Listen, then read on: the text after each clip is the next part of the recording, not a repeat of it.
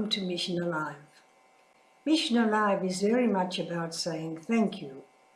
Thank you. If we say thank you, we pass it on to somebody and they pass it to another person. I remember a long time ago, I went south for holidays and one of the teachers said that she would like to come with me. My mother and father were very happy for her to stay with them, so Jacqueline came with me. And during this day, my sister and her husband had to go to Canberra on business. And while the husband went to the business meeting, we drove around Canberra and saw the sights. Then at lunchtime we came together. We all went to a restaurant. We were sitting there having our meal when the young waitress came up and said, "Excuse me, sister, there's a man here who would like to pay for your lunch and the young lady's lunch." And I said, "Oh," to my brother-in-law, "can I do that?" He said, "Oh yes, if you want to." So I said to the young lady, "Yes, but who is he?" She said, "Sister, he doesn't want you to know who he is. He just wants to pay for your lunch." So I said, "Yes." So we had our lunch and we were sitting there at the end, waiting to clear up, move out, when the waitress came back and said to me, "Sister, it's that man over there, sitting on the stool. He's the one who paid for your lunch. He said I could tell you." So I asked my brother-in-law and sister to wait, and I went over to the man and I said to him, "Thank you very much. That was a very kind thing that you did to pay for my lunch and the young lady's lunch. Why did you do it, can I ask?" He said, "Yes, sister. During the war, I fought in Papua New Guinea. And the Papuan men were really and truly what they were called, fuzzy wuzzy angels. They saved our lives time and time again.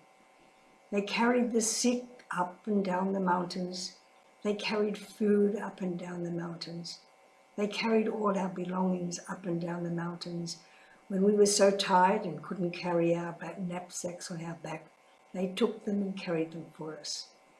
We sat together in the evening and smoked cigarettes, and they told us their story as best they could, and we told them our story about our families and where we came from and how we missed them. They were so good, they were so kind, and I have never done anything for any one of them. When the war was over, I was immediately shipped back to Australia, and I didn't have the chance to say thank you. And we don't just say thank you with our mouth. We say thank you with the things that we do.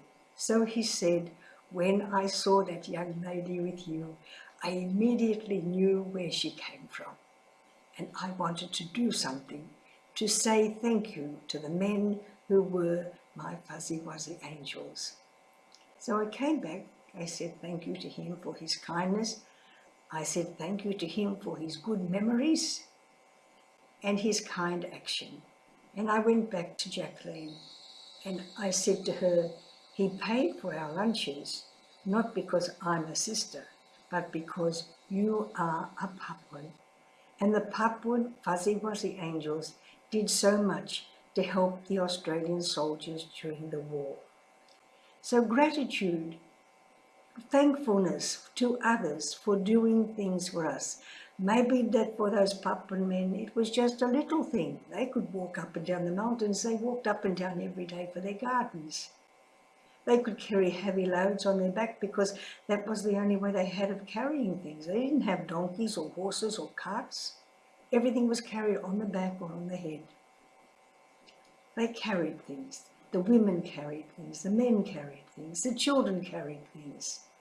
That was their pride and joy, how straight they could stand when they were carrying something on their head, how heavy the load was that they could carry.